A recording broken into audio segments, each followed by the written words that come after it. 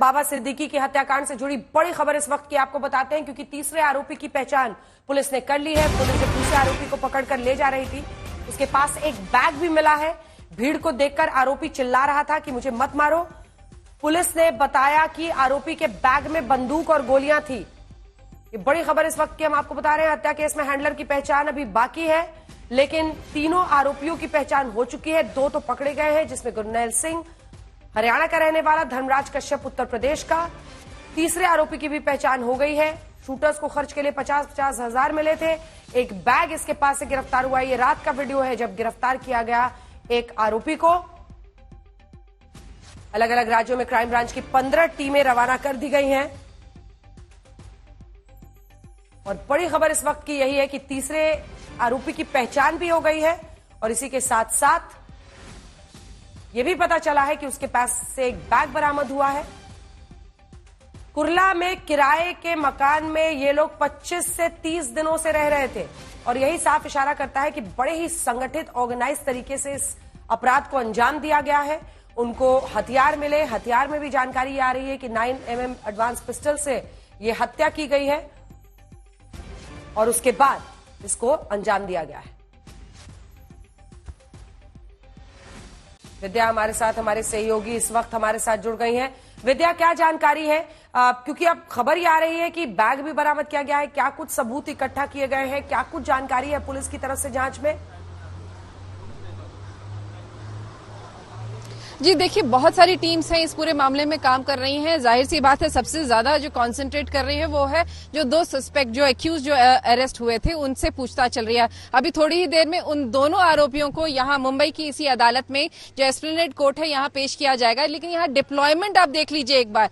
इस तरह का डिप्लॉयमेंट जनरली अनप्रेसिडेंटेड है। कोर्ट के बाहर इस तरह से ज्यादा पुलिस के अधिकारी रहते नहीं है, लेकिन इस बार इनको ऐसा सस्पिशन लग रहा है कि कहीं इन दोनों आरोपियों पर किसी तरह अटैक न हो जाए। इसकी वजह से एक्स्ट्रा प्रिकॉशन आप देख लीजिए, बैरिकेड्स लगा दिए गए हैं। पुलिस का हेवी डिप्लॉयमेंट है। इसी तरीके से कोर्ट के अंदर किसी को जाने नहीं दिया जाए, तो बहुत सारे ऐसे प्रिकॉशंस ली जा रहे हैं। लेकिन सबसे ज्यादा कंसंट्रेट अभी पुलिस यही इस बात पे कर रही है कि 2 आरोपी जो पकड़े गए हैं और तीसरे जो इसकी तलाश है, उन तीनों की अगर गिरफ्तारी हो जाए तो उसके बाद वो आखिर मास्टरमाइंड कौन था उस तक पहुंचने में आसानी हो जाएगी। विद्या, गुरनैल सिंह और धर्मराज कश्यप को लगभग कितनी देर में पेश किया जा सकता है कोर्ट में? जी देखिए, अभी थोड़ी ही देर में ऐसा बताया जा रहा है कि तकरीबन आधे पौने घंटे के अंदर ही इन दोनों आरोपियों को यहाँ पेश करके उनकी रिमांड ली जाएगी। क्योंकि ये दोनों जो आरोपी हैं, जो गिरफ्तार हैं, इनका रिमांड लेना, इसको क्रॉस चेक करना, जो भी वो बोल रहे हैं क्या वो सही है नहीं है, कॉल डेटा रिकॉर्ड से लेकर जो सीसीटीवी फुटेजेस वहां पे मिल रहे हैं, उन सब को जो खंगाला जा रहा है, तो उससे क्रॉस चेक करना पड़ेगा। सही बोल रहे हैं, नहीं बोल रहे हैं, आगे इसके बारे में और क्या बोल रहे हैं, ये सारी बातें उन्हें पता करना है। और इसीलिए ये पुलिस कस्टडी बहुत क्रूशियल है, जिसकी वजह से यहाँ पर अभी मजिस्ट्रेट कोर्ट में, जो हॉलिडे कोर्ट है, यहाँ पर लाया जाएगा।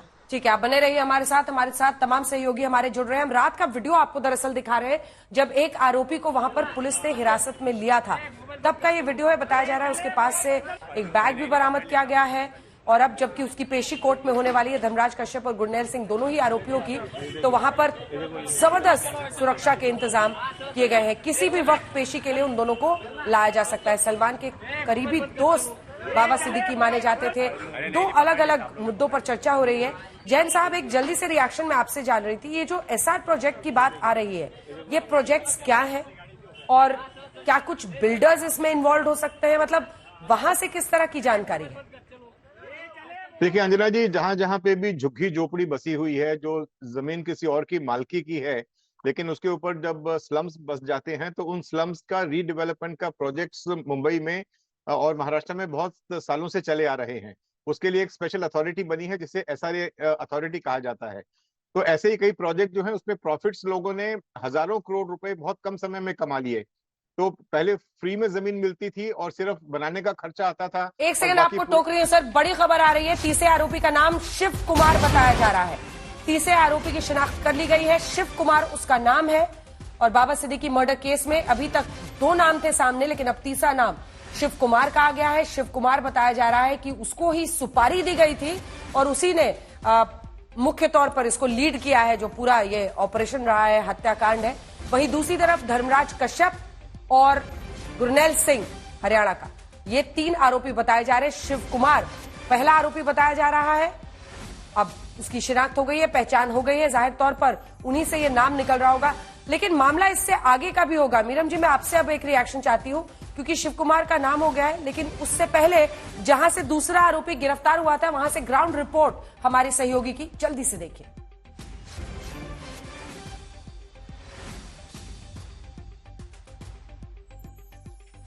हम इस वक्त उस जगह पर मौजूद है जहां से दूसरा अभियुक्त पकड़ा गया था और हमारे साथ हैं वो प्रत्यक्षदर्शी जिनके सामने वो अभियुक्त पकड़ा गया था और पुलिस उसे अपने साथ ले गई थी। इंदर यादव जी, आप कल यहीं थे, क्या हुआ था और क्या देखा आपने? हम उधर खाना बना रहे थे, उधर से भाग के आया होएगा, तब तक पुलिस वाले आए, बोले चोर भाग के आया, इसलिए आया हम लोग। तो देखा तो एक बार 2 बार देखा, नहीं देखा, बाद में देखा तो वहाँ अंदर बैठा था, तब मिल गया, पकड़ा गया। कौन अकेला था या उसके साथ कोई और था? और उसके साथ कुछ सामान देखा आपने? उसके हाथ में कुछ देखा? उसके साथ में कुछ नहीं देखा, उसके साथ में बैग था, साहब लोग बैग ले लिए। अच्छा, और इसके अलावा कुछ हथियार या कुछ और चीज आपने देखी? उसमें क्या था हथियार मैं नहीं देखा, वो लोग बोले हथियार है इसमें। अच्छा, बोले 3 कारतूस है और कुछ। हाँ। और पुलिस जब उसे पकड़ने गई तब वो कुछ कह रहा था? नहीं, वहाँ से बैठा उठ नहीं पाया ना, सब खड़े हो गए। उसके बाद बोले मारो मत, पकड़ के साहब लेके चले गए, मारे नहीं। अच्छा, और कुछ कह रहा था जाते वक्त? नहीं, और नहीं कुछ बोला। किसी ने उसको कुछ अपना नाम या कुछ ऐसा पुकार रहा था, किसी के नाम से चिल्ला रहा था? अब यहाँ नहीं कुछ बोला, वो लोग उधर से, वहाँ मैं नहीं गया उनके पास में। हाँ। ये कितने बजे वो यहाँ आके छुपा था?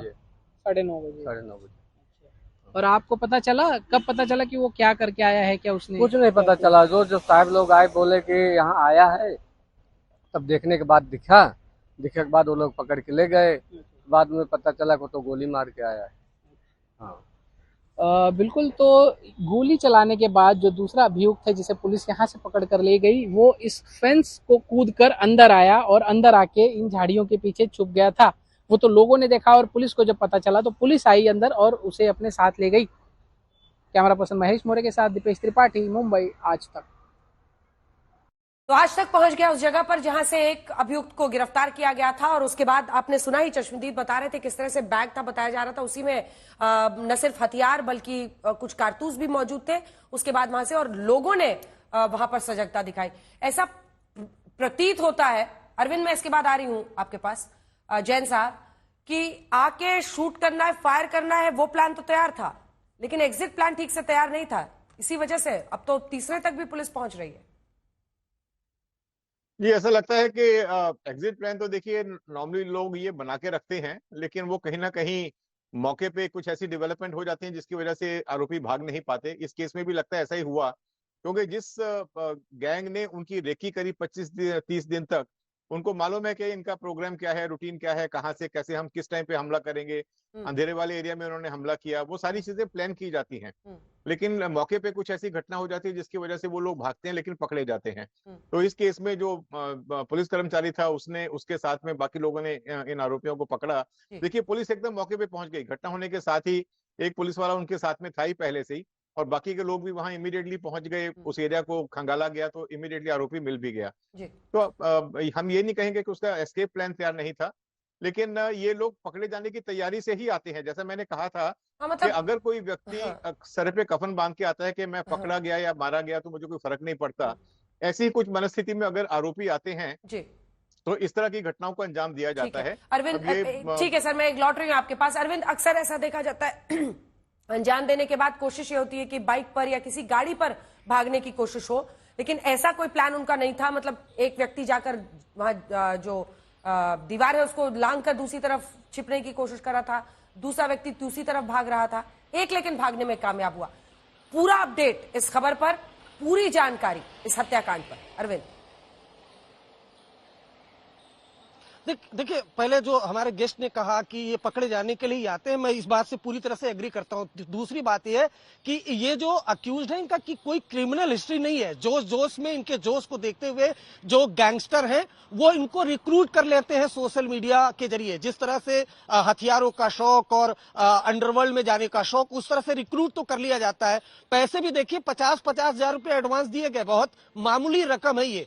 इस तरह के एडवांस बाद में देने का वादा किया गया होगा। तो ये जो जितने भी हैं नौजवान हैं, यूपी से हरियाणा से हैं, इनको रिक्रूट किया गया और जो हैंडलर्स हैं उनका मकसद साफ हो जाता है। उनका मकसद यही तक था कि भाई आपको एक टारगेट दिया गया, आप टारगेट किलिंग करिए। और जो खुद हैंडलर है वो खुद भी चाहता है कि उसके शूटर पकड़े जाए ताकि वो कबूल करे कि मर्डर आखिर किसने करवाया है। और जो अक्यूज का प्रोफाइल है, कम से कम मुझे और जो एजेंसीज है उनको अब इसमें कोई दोष शक नहीं लग रहा है कि ये बिश्नोई गैंग का ही काम हो सकता है, क्योंकि इस तरह के जो शूटर है, जो यंगस्टर है दूर दराज के इलाकों से, उनको ये रिक्रूट करते हैं, उसके बाद इस तरह के हत्याकांड को अंजाम देते हैं। तो मुंबई पुलिस के अलावा और भी तमाम एजेंसियां जो लॉरेंस बिश्नोई गोल्डी बरार गैंग पर नजर रखती हैं, उनका यही मानना है कि इस हत्याकांड को लॉरेंस बिश्नोई गैंग ने अंजाम दिलाया। अब बात होगी हैंडलर की, आखिर इन शूटर्स को हैंडल कौन कर रहा था। तो 3 नाम आते हैं, एक गोल्डी बरार, एक लॉरेंस बिश्नोई का भाई अनमोल बिश्नोई जिसने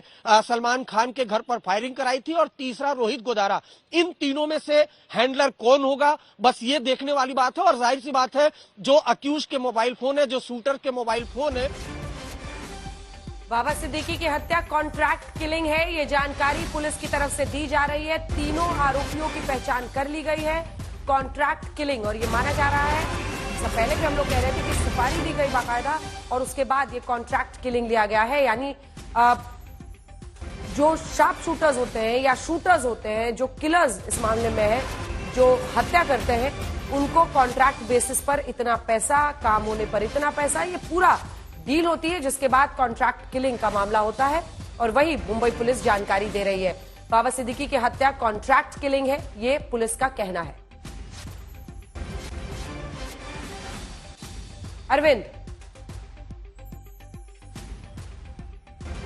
बिल्कुल देखिए कॉन्ट्रैक्ट किलिंग ही है। और जैसा कि मैंने बताया, ये पूरा जिस तरह से मैंने देखा कल से आज तक का सीक्वेंस, इसमें कोई शक नहीं है, जिस तरह से क्लेम कर रहे हैं शूटर्स भी कि वो बिश्नोई गैंग से जुड़े हुए हैं। लॉरेंस बिश्नोई गैंग का ही ये काम हो सकता है। जिस तरह से यूपी के शूटर, अभी दिल्ली में बीते दिनों जीके में जो शूट आउट हुआ, उसमें भी यूपी के शूटर्स को लॉरेंस बिश्नोई गैंग ने हायर किया था।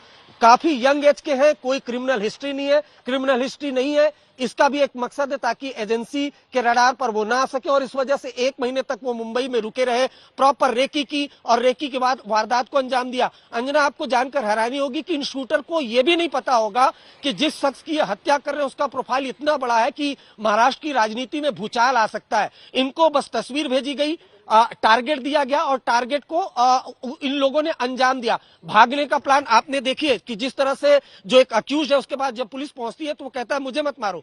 तो ऐसा नहीं है कि इनकी बहुत कोई पास्ट क्रिमिनल हिस्ट्री है। इस तरह के यंगस्टर को बाकायदा बरगला कर रिक्रूट किया जाता है, बहुत बड़ी रकम का लालच दिया जाता है, कनाडा या विदेश में सेटल होने का लालच दिया जाता है, और उसके बाद इस तरह के हत्याकांड को अंजाम दिलाया जाता है। इसी वजह से ये अनाड़ी है, इस वजह से जो मौका है वहां से वो भाग नहीं पाए और करीब से जाकर गोली मारी। अगर कोई बाकायदा जिसको कहते हैं असल चैलेंज तो, लेकिन देखिए अभी भी मास्टरमाइंड को खोजने की होगी, पहले से इस तरह के, क्योंकि जिन नामों के हम पूरे गैंग की उसकी डिटेल्स भी दिखा रहे हैं, चाहे वो अनमोल बिश्नोई हो, गोल्डी बरार हो, या फिर रोहित गोदारा हो।